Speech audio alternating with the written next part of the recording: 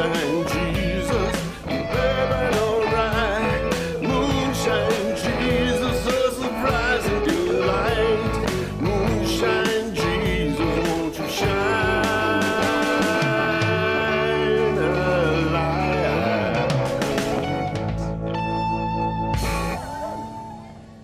Well, hello everyone, and welcome to a live in-person recording of the Moonshine Jesus Show. We are so glad that you're here today. We are at Uptown Tavern in San Diego, California, and it is so fun to be in person, especially with you, Mark. This is kind of amazing. This is only the second time this has happened for us, where we've been able to record the show live in person, where we're sitting in the same room. I know, right? I mean, Pretty exciting. You know, it's something people take advantage for granted a lot of times, Right. but not us. We're usually on different sides of the country when we record this, Right? and here we are together. This is fantastic. Like a foot away from each other. Yeah, I'm a little worried about it, frankly. You should be. Who knows what I'm going to do, right? Exactly. So I was thinking too. Yeah. We were about 25 shows in the first time that we were together in person, and now we're about 50 shows in, and we're together again. And so I was thinking, like every 25 shows or something. Right. Well, yeah, we should do it. We should do it. Okay. I completely agree. Hey, this is sponsored by ProgressiveChristianity.org. Today we're going to be talking about the HBO series The Last of Us, and there will be spoilers, but here's the thing to know. You know, there are only 2 episodes. We can't spoil much, We okay? really can't. Check us out on social media. Hey, one of our plans, one of the things we do every time that we gather is to talk about our drinks. Usually we have themed drinks, but we're at a bar. We don't necessarily have things. Tell us about what you're drinking. Well, I ordered the Sutter Smash. In a lot of ways, there is a thing there because the infected folks in this show get smashed frequently. So They do. this is Jack Daniels in multiple ways. Exactly. Yeah. This is Jack Daniels, lemon juice, honey, and it's all muddled with bay leaves and blackberries, and it's actually really delicious. Yeah. What are you having, man? Yeah. Okay. So I'm having a mimosa, and there's a reason for this. Okay. So there is at the beginning of this, there's this. We're starting to see infections. They're talking about how viruses are spread, and then we cut from scientists talking about the virus right to the scene of a kitchen, and they're drinking orange juice, vitamin C, like trying to build up immune systems and stuff like that. I am building up my immune system with this mimosa. I don't know if you're building up your immune system, but you're certainly building up something. BS. Maybe so. Cheers, sir. Cheers to you. Hey, cheers to all to you everybody. out Thanks there. for joining us for the show. Thanks for being here. Hey, we're going to take a quick break. We're going to listen to our Moonshine Jesus theme again, and we'll be back to geek out a little bit about The Last of Us. Moonshine Jesus, nobody will sky. Moonshine Jesus, baby, alright. Moonshine Jesus, a surprising delight. Look at that. Moonshine Jesus, won't you shine a light?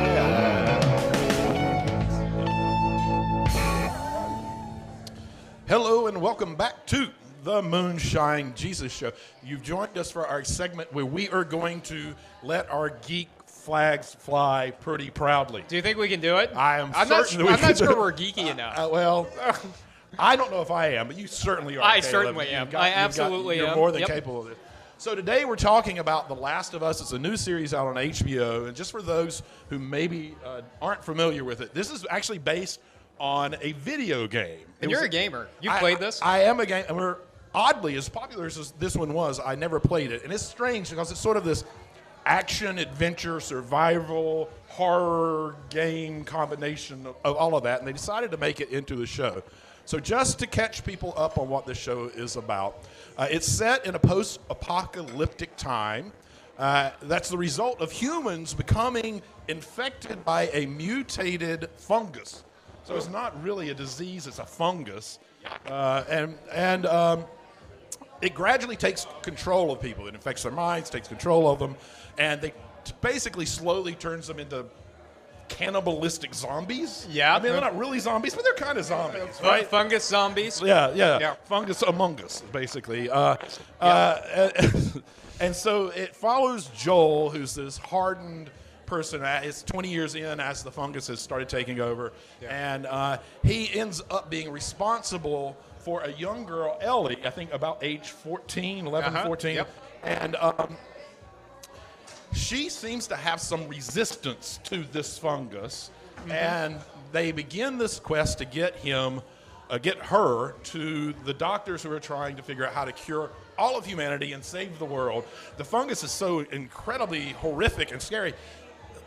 I'm very curious about your reaction to this scene. Yeah. It's in the second episode, and they bring in the specialist, right? The scientist who's a specialist in fungal infections. Yep. And she looks at the body that they have for her to examine there, and sees the fungus and asks how this happened. And they said, well, they were bitten. Yeah. And they said, what do we do? And do you remember what happened?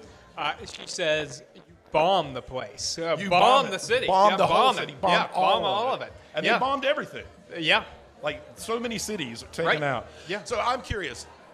You're not much of a gamer, right? I'm not much of a gamer. I'm going to take back a little bit of what I said about you being a geek. Yeah. I'm going to take back a little bit of that. But were you familiar with this at all? I wasn't. No, this was completely new to me. It just I had seen that it got great reviews, and a lot of times shows that are based on video games don't get great reviews. And Correct. I saw the trailers, and I thought, I've got no familiarity with this. I like apocalyptic kind of stuff, like the dystopian future kind of stuff. I was in for it. So yeah, I had no experience with any of it at all, but was immediately grabbed by it. Well, it's kind of interesting that it grabs you because it is like so many other shows and post-apocalyptic where there's some kind of infection and everyone's trying to avoid it. Right. And they've got to figure out how we save humanity through all of this. What is it? What did you think that it was that was so, I'm going to use the word, what was so infectious about the show? I'm good with the dad jokes. So I liked... So the intro scene, right, is them talking about an infectious virus. Right. Right. This is it's in the 1960s. The scientists are still talking. an infectious fungus that takes over ants. Right. Right.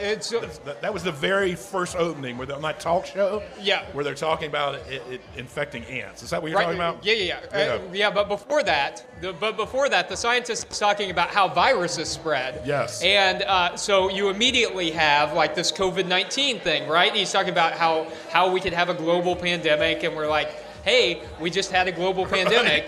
We get that. Yeah, that really could happen.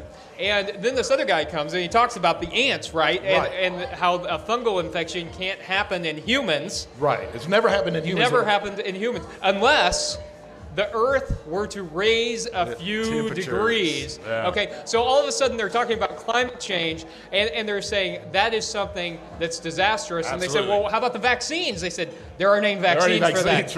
And so what was gripping about that is, okay, we've just lived through this global pandemic, right, with a virus. Absolutely. They're like, yeah, that's horrible. And said, oh, something even worse could happen. Can happen, right. And like, oh, no. and it does. And what's frightening is the particular disease they talk about with ants is a real fungal infection that happens to ants.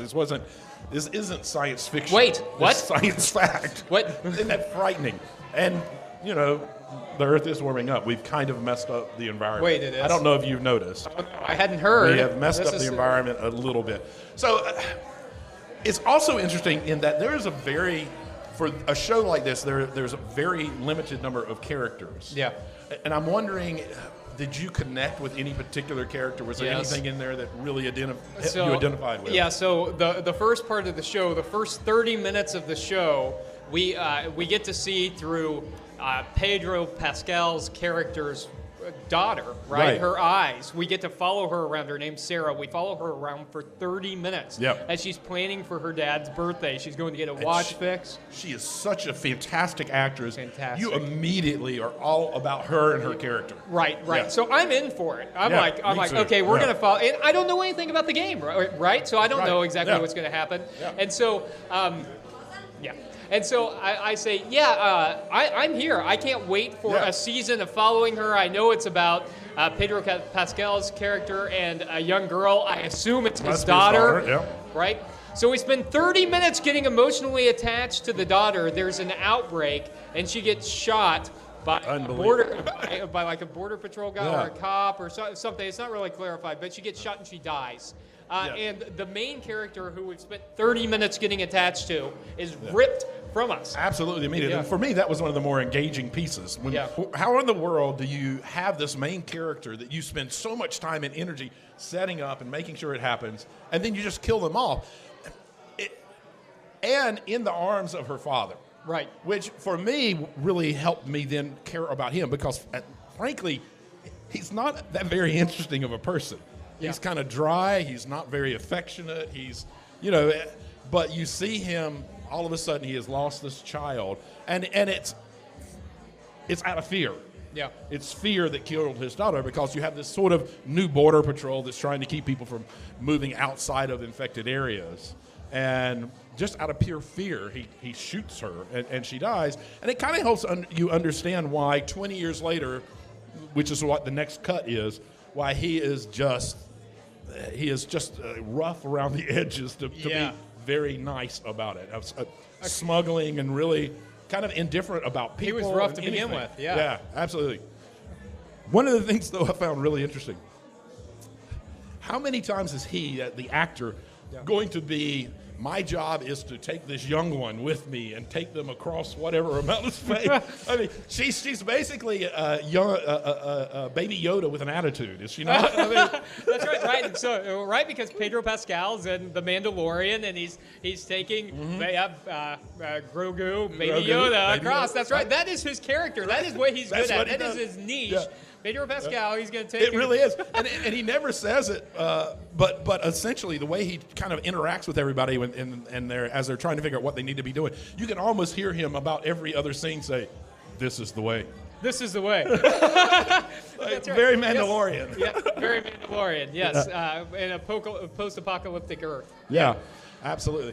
So I'm curious, Ellie, the girl who actually ends up trying to help get to the doctors to find the cure. Yeah. Have you found her to be a really engaging character so far? She's okay. So she's interesting. I don't think she's as engaging as the daughter was. And I mean, in part, we haven't really gotten to know her. She does have like a lot of attitude, and is that an understatement? No, yeah, that's very, very much an understatement. Attitude. She's got something. she does. Yeah. Yeah, and it's kind of understandable. Here is a child who was orphaned at a young age, doesn't really know anything about her mom at all, and is kind of having to trust these adults that she somewhat barely knows, who are trying to basically smuggle her out of these condemned zones to get her to the doctor. Right, some kind of vaccine from her blood or something. Yeah, absolutely. We don't know, really. Right. We're waiting to find out what was really going on. Yeah. And so I'm curious as where you think this might be going, because we've only had 2 shows. You've never played the games. You've never read about the games. And all we really have seen, infectious fungus, and then all of a sudden we have to save humanity through this young girl who has as much of an attitude as the guy who's trying to rescue her or deliver her to the doctors. Well, do you know the storyline? Do you know what's going to happen?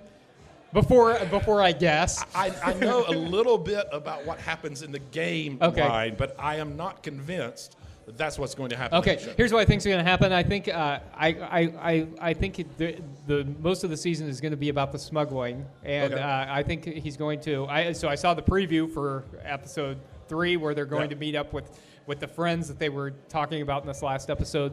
So I think those friends are going to join the quest. They're going to work to get to doctors to make some kind of a vaccine from the blood. That's what I think is going on. Okay. And I think it's going to fail because we need multiple seasons of this. Well, yeah, exactly. Yeah. We know that there's already been renewed for a second season. Okay. So there's absolutely. So in the game, they're traveling from Chicago, or what once was Chicago, which we know is kind of the setting so far. And they're going to be ultimately going to, I think, Salt Lake City. Oh, they're in Boston. They're in Boston. That's right. Yeah. They're in Boston. They're going to be traveling to Salt Lake. And it's going to be quite the journey, and all kinds of interesting things are going to happen. But they've already renewed it for season 2. So my thing is, there's absolutely no way the doctors are going to be there. Because if they're going to get there, you don't get a season 2. Yes, you're right. Hey, cheers. Cheers. Second drink. We don't always get to see what drink we're on. There we are. But today we do. There we Drink go. number 2. I'm wondering if you feel like they did enough in the first. We usually don't talk about shows until they're pretty deep into a season. Yeah. I'm wondering if you think they've done enough in the first 2 episodes, as a person who's not familiar with the background of it, to engage people enough to get you interested in these characters.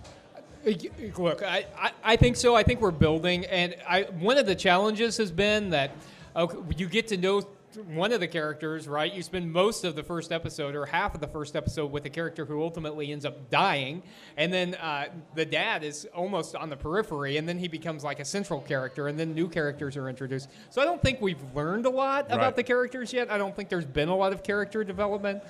I'm invested. I want to see what happens, but I think you're right that we keep getting characters introduced and pulled out. Who knows? And I think that's what we're going to see. Our 2 main characters are always going to be Joel and Ellie. Yeah. And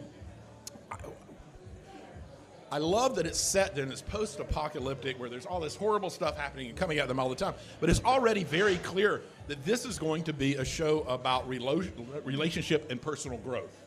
Because the 2 main characters are sort of hardened characters. Yeah. A father who lost a daughter and is not allowing anyone to get close to him anymore. Yeah.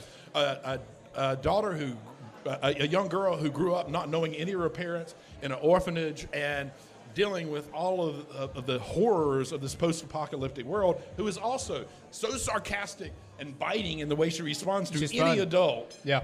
Which is also sort of protecting herself. Yep. So we're throwing these 2 main characters together who are so kind of anti-relationship, and they're going to have to become a team in some way to make this journey to hopefully save all of humanity. I think that's going to be really interesting, and I suspect that it might be part of what we talk about in our in the next part of the show. So we're going to take another quick break. After this drop, we'll come back and talk about some of the theological and political implications of this show. Moonshine Jesus, nobody's sky. Moonshine Jesus, baby, alright. Moonshine Jesus, a surprise and delight. Moonshine Jesus, won't you shine?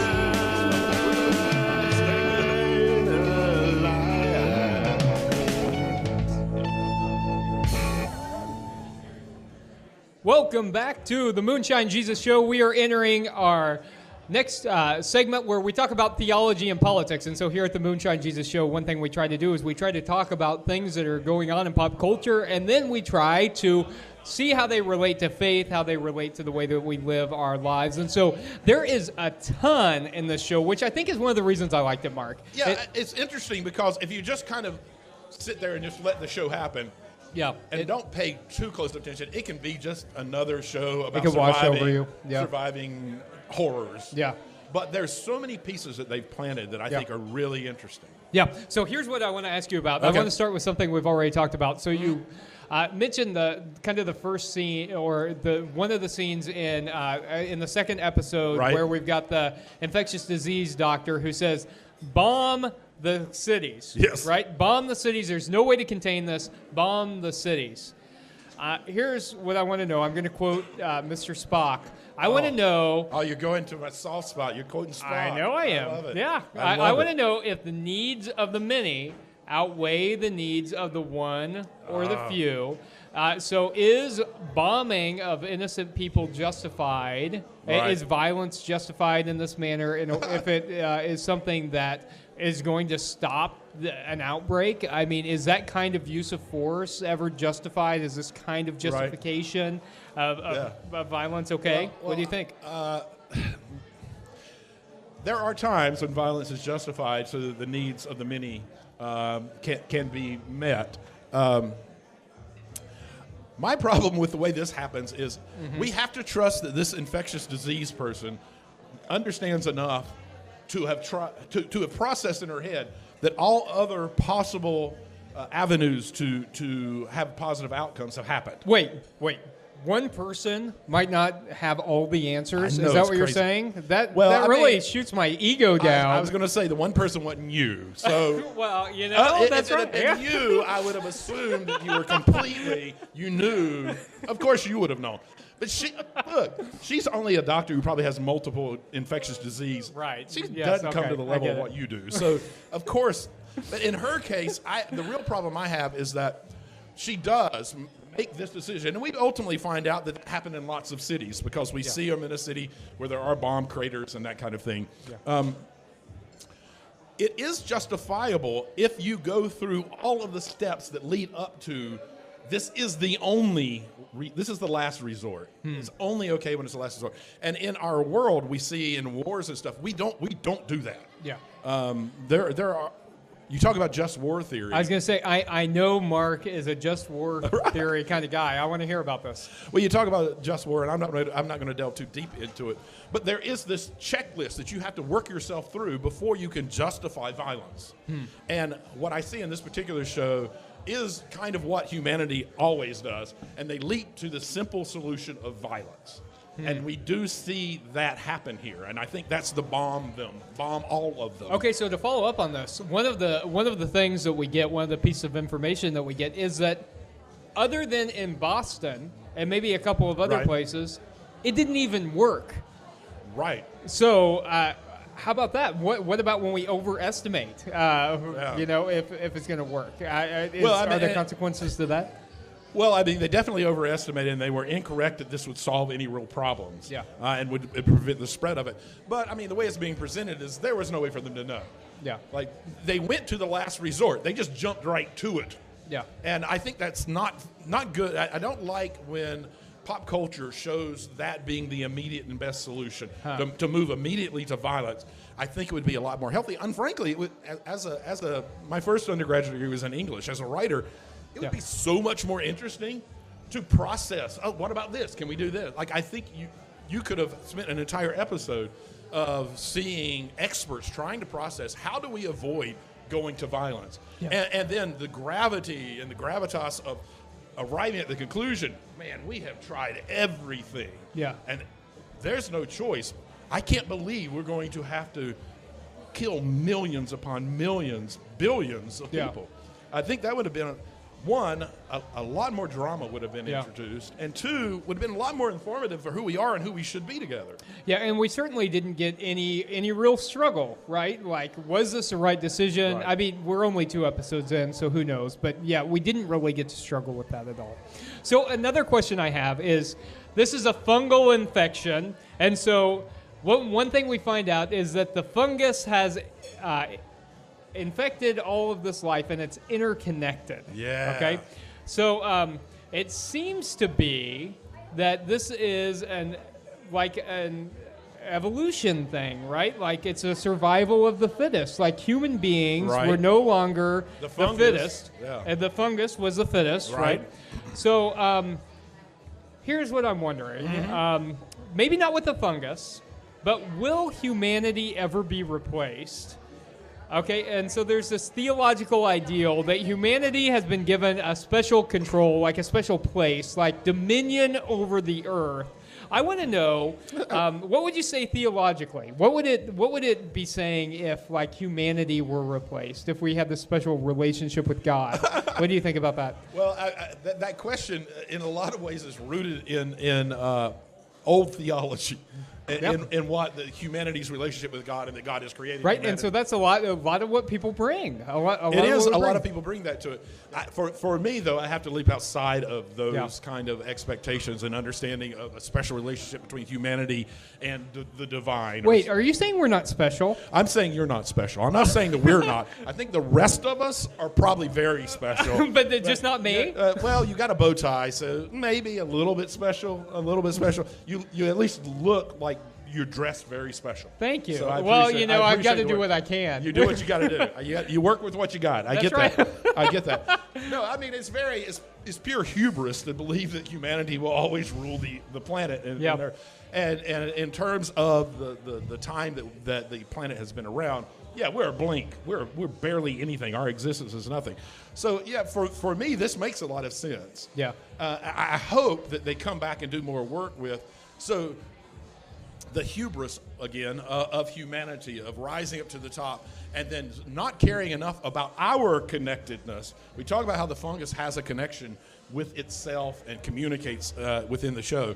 I really want to see them work on talking about how our ignoring how we're connected to each other and to the environment and to created the space that will ultimately destroy. Like, we are our own worst enemies.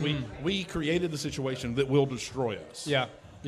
That's very interesting. And one of the things I thought that was also interesting about the it's fungus, right? So it's kind of a weird thing, but it's talking about interconnectedness and everything being connected. And I thought that really does kind of have a relation to kind of how we think about life and how it is that we ought to be connected. And so maybe not like the whole running and like biting people and eating people thing, but like the interconnection of all creation is something that's very interesting, and particularly interesting for progressive Christian theology, I think.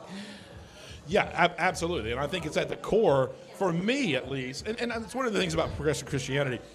We have this kind of wide, big, giant tent where you can have we even make space for various understandings of who and what God is. Yeah. And for me, it is that connectedness that thrives on love and support. Yeah.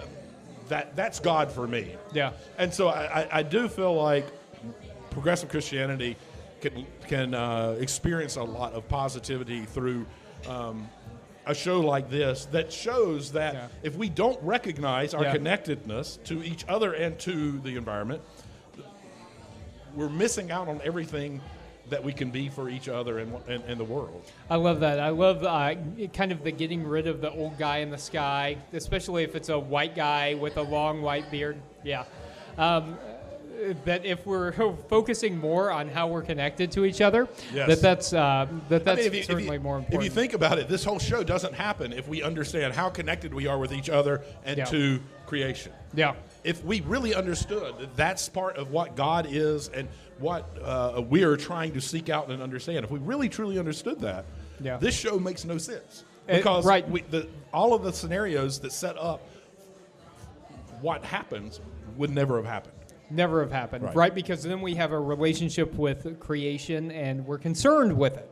So, okay, I want to pivot a little bit. So, on the walls in Boston, so this is after the outbreak has happened, and we have jumped forward 20 years. Right. On the walls, a phrase is scrawled. Oh, I paused it on that. Now I don't remember it. I'm going to give it to you. You got it? I'm going to give it to you. I was like, wait a minute, I got to go back and see that. So it says, when you're lost in the darkness, look for the light. That was scrawled on the walls. Yeah. It seems to have been affiliated with like the resistance movement. I want to know what you think of that sentiment, and I want to know, both in the show how it relates, and in the real world, what do you think? I believe in I'm going to start with the show. Okay. Because I don't like it in the show. Yeah.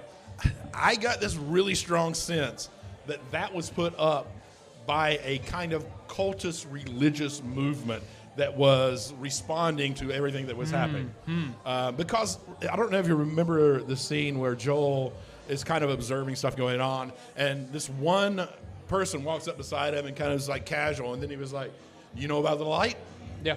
And Joe was like, right. I'm not talking to you. I'm not doing that. Yep. I'm not doing that. And there was something about that felt really off and wrong. And I feel like I'm a little worried that they're going to kind of, that the only religion that we're going to see there is going to be this kind of crazy, manipulative, we're in dark times, so look for the light, and not really have any real answers. Wait, is there a religion other than that?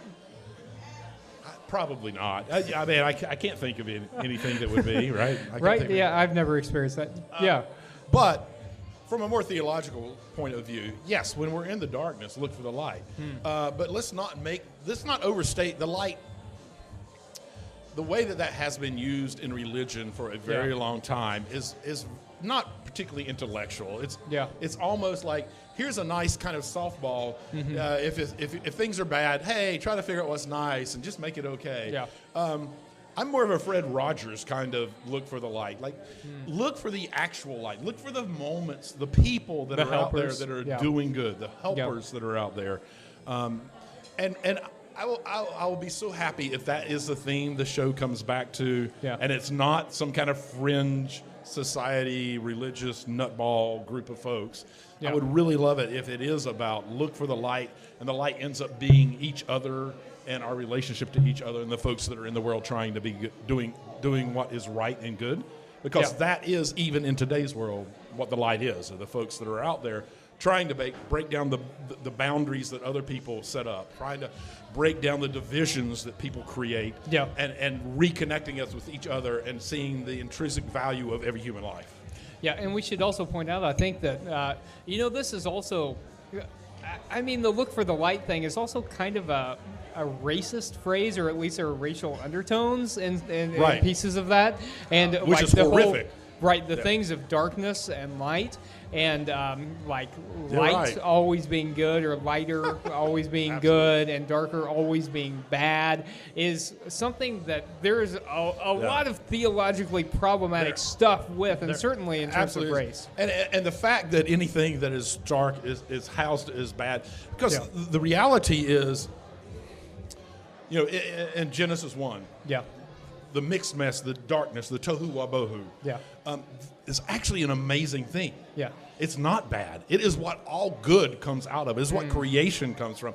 Chaos is not chaotic. Chaos has a real purpose, and there's so many lessons to be learned as we experience and go through. It is part of what life is genuinely about. And so setting up that balance, I completely agree. Theologically, it's a bunch of crap. I mean, there's nothing useful or good about darkness, the way that is done.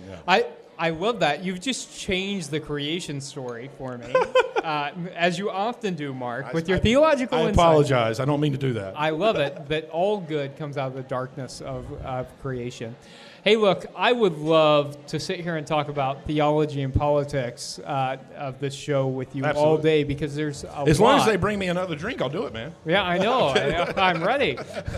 But I would do it. I would do it. But we've also got to get to our favorite segment, which is our last segment, and it's called the Make Me Look Stupid segment, where we get to ask each other questions, and almost always Mark makes me look stupid. Let's take a break and come back. Appreciate it. Moonshine Jesus, the sky. Moonshine Jesus, baby, alright. Thank you. Moonshine Jesus, a surprising delight. Moonshine Jesus, won't you shine a light?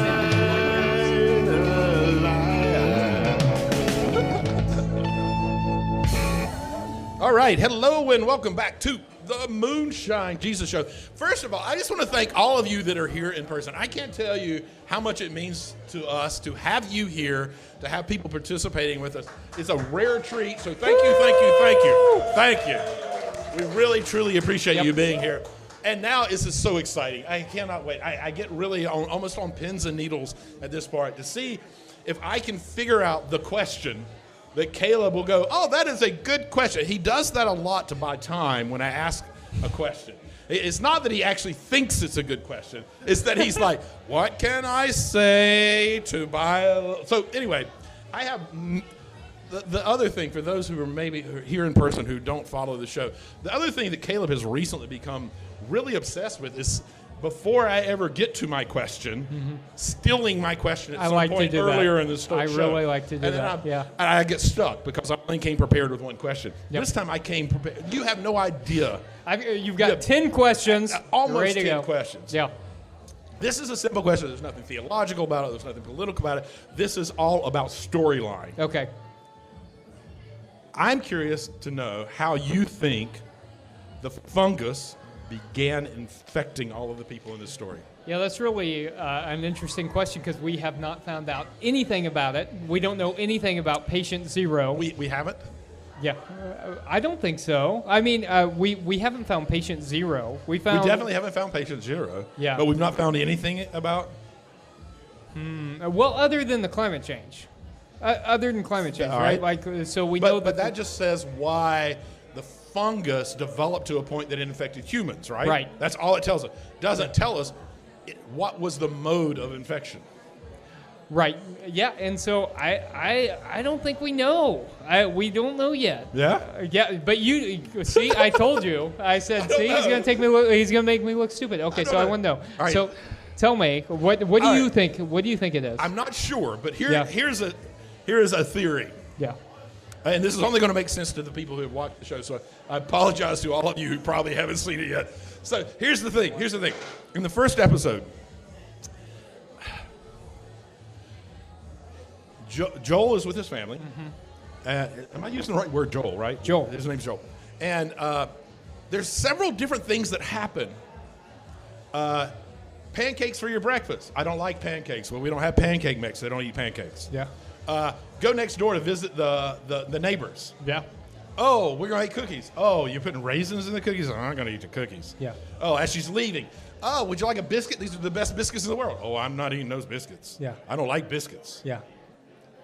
And they don't get infected. The people who ate the biscuits, the people who are eating the flour-based products, there was way too much focus, as a writer, there was way too much focus on avoiding anything that had flour in it. Like, why do you emphasize I'm not eating pancakes? Why do you emphasize I'm not eating those cookies? Why do you emphasize I'm not eating those biscuits? This is the creative writing person. So Work. I think the infection somehow came through Flour.